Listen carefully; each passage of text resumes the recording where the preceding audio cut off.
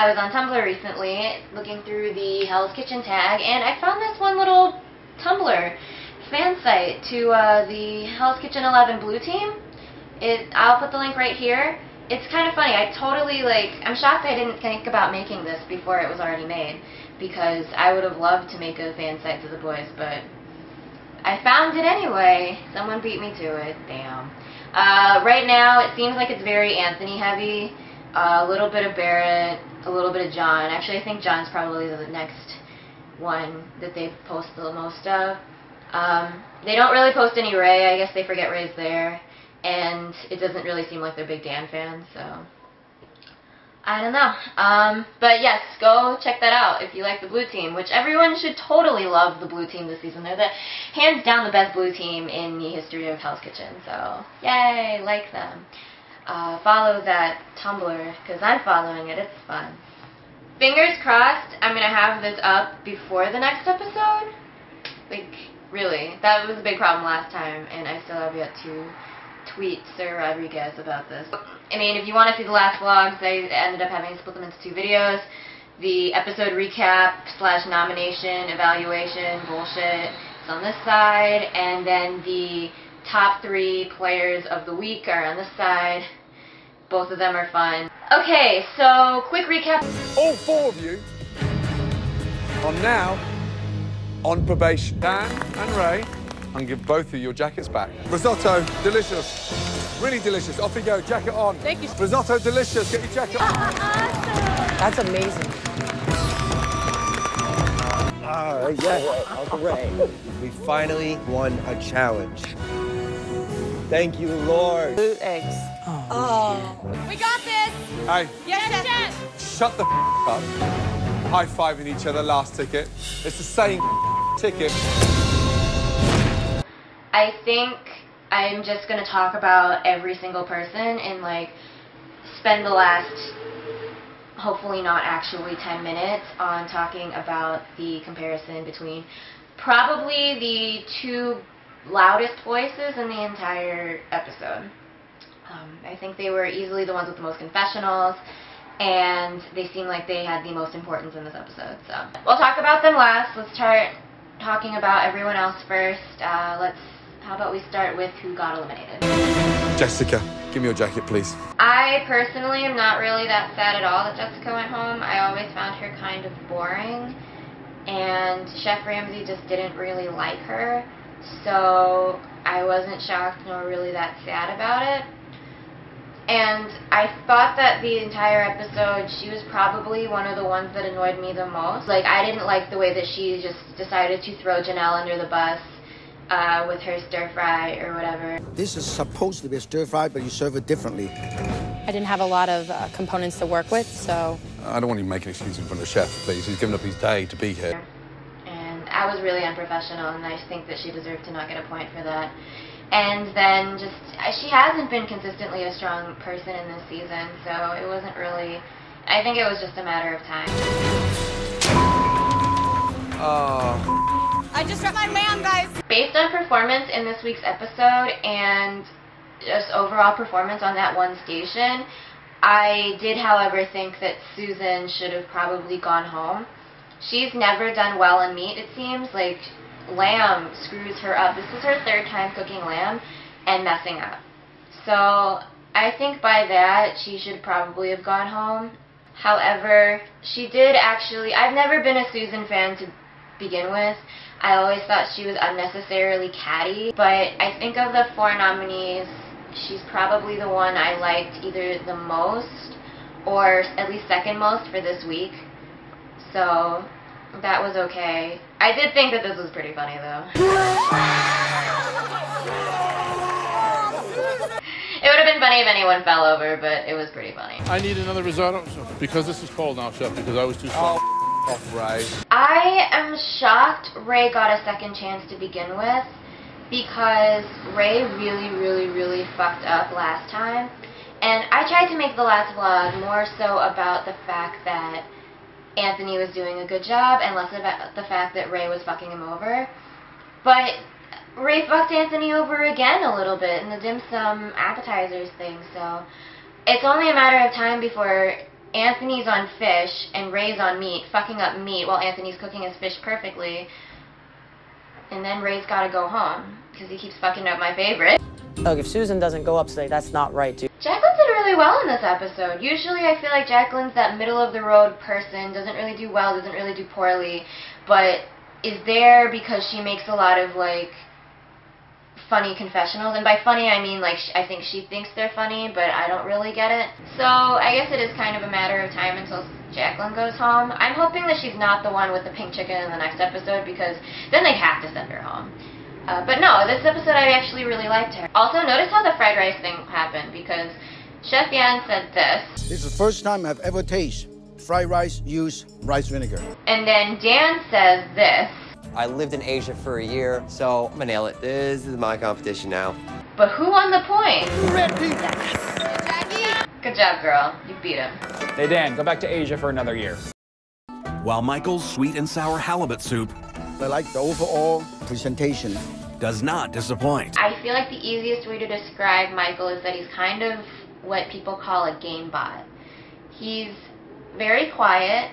You don't really see much personality, but he's very, very, very talented and very good at the game. It's funny that Michael tweeted me saying that he's not the most animated contestant, or the most animated when he's in the kitchen. If I had to choose between rooting for a game bot and rooting for a cartoon character, you're damn straight I will root for the game bot. So, yeah, if it was any other season, I would be like full-on Team Michael, Team Langdon, 100%. But here's the problem with this season. There are, at minimum, 5 other contestants who are just as talented as Michael and have way bigger personalities. I may root for the game bot over the cartoon character, but if that game bot has some form of presence in the confession room and has a great personality, great.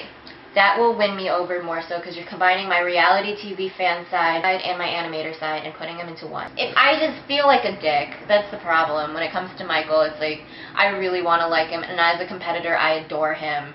But he's standing next to everyone else. He's going to fade into the back. The thing is, I don't want him to win the competition with me not knowing who he is. Like, that just sucks. So, I'm hoping that he gets more screen time. So far, I'm kind of really cemented in who I want in the Final Four, but considering talent and everything is kind of more important to me than, you know, humor, I would like to see Michael in the Final 5.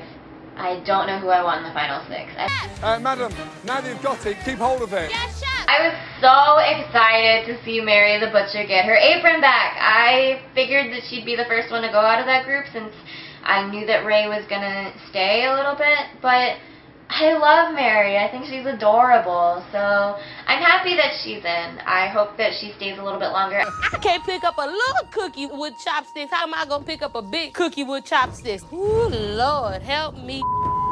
Nedra also got her apron back, which I totally saw coming. I'm actually really excited because I feel like she's back to the original Nedra. Because in the past 2 episodes, Nedra's been kind of, not necessarily not funny, but she's, like, funny teetering on annoying. Like, the whole fight with the guys, like, yeah, it was annoying that Zach was pushing Mary's buttons, but I didn't think Nedra really helped anything. I mean, she's just, I don't know.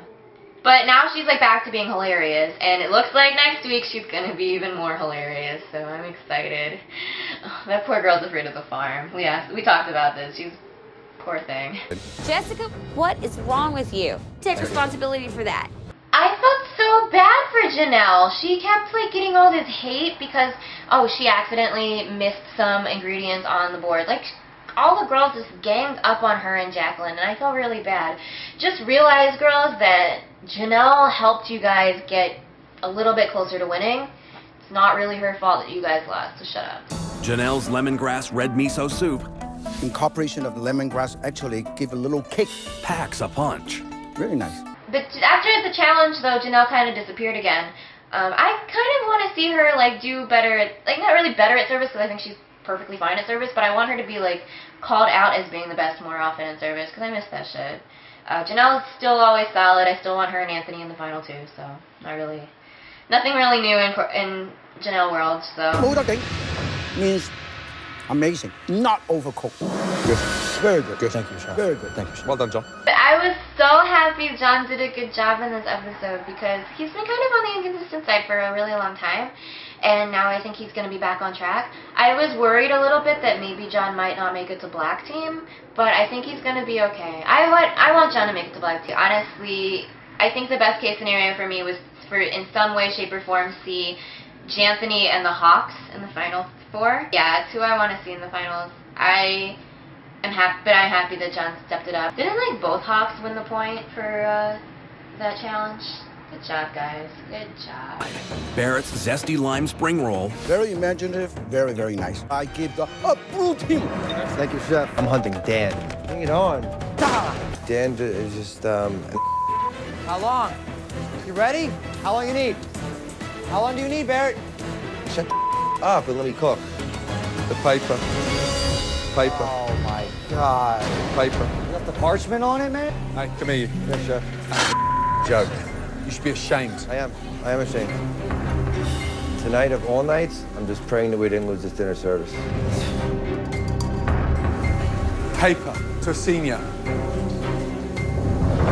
What happened to Barrett this episode? The fish station went downhill. Like, how did that happen? Barrett's usually one of the more solid people on service, and then this happened, and it's like, oh my god, how? That whole parchment thing, that sucked. As a Barrett fan watching it, it was like, oh, no, what happened? Logically, the only way to do this is we got to put Barrett up because he up tonight. Fish put us to a grinding halt during dinner service. I'm going to agree with Barrett. The nominations were really tricky because I feel like it was all trying to be real strategy. Anthony tried to come up with a brilliant strategy, I felt. It was like nominate one weak one, and it did seem like he was also aiming for one person who sucked at service. So he aimed for Ray because Ray held him back on appetizers, and he aimed for Dan because Dan, other than this episode, sucks in service. Chef tells us whenever we go for elimination, 2 weakest chefs on the team, not who had a bad service. So the person that we should be putting up right now would be Dan. I was very happy that Barrett wasn't nominated. I thought it was a very risky move, but a very strategic move at the same time. But Dan, of course, was upset because he had a great service and he didn't deserve to be nominated. What? Are you kidding me? You guys. I'm looking for this one tweet, and it was probably the tweet of the night because it explained the whole thing perfectly. Yes, if anyone wanted to know, my iPhone cover is a Game Boy. Pretty awesome. Okay, so the tweet said, from Jessica, I don't know how to pronounce her last name, but Jessica said, I don't give a F if you had a perfect service. Even a blind squirrel finds an acorn every now and then. So good. And that explained everything perfectly. Dan sucks. That being said, there were a lot of flaws in Anthony's very brilliant strategic idea. There were still a lot of flaws. Yes, Ray fucked up on that service, but I feel like Ray is more of the weak one, where Barrett fucked up, and then Barrett fucked up way more on service, compared to Ray being the one who fucked up on service and Dan being the weakest. I understand what he's saying, and I agree, but at the same time, you know that that's a risky move when Barrett fucked up that badly. The other big problem is, I don't know, there are times where Ramsey likes to do this thing where he nominates whoever he wants.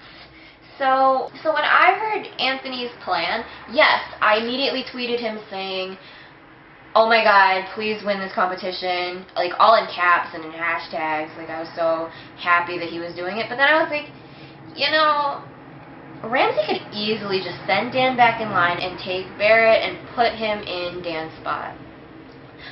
So I feel like the protection mechanism didn't really, I feel like it was kind of not worth it, all things considered, with the whole parchment paper thing. However, Dan stayed as a nominee and did not get replaced with Barrett. Barrett stayed safe on the other side of the room, and Barrett didn't go home. He was not called out afterwards. He didn't even, like, I don't even know if he was technically on G-Rams's radar. So that was, I mean, the strategy did work out well for Barrett and, well, not really for Anthony, I guess, but definitely for Barrett. So, I don't know. It was just a really risky move, and it almost worked. It backfired a little, but not to the extent that I feel like Anthony was going for, so. Thankfully, though, Barrett is safe. I feel really bad because he was, like, really upset about the whole thing and ashamed about the whole thing. And it is a pretty big mistake. I thought they found bones, but, I mean, the paper's just as bad. So, but I feel like Ramsey did keep him in line, though, because Ramsey knows that he's going to make up for it. He's going to bounce back, and he'll be back on top where he, Anthony, and John, and Michael, and all of them actually, like, belong.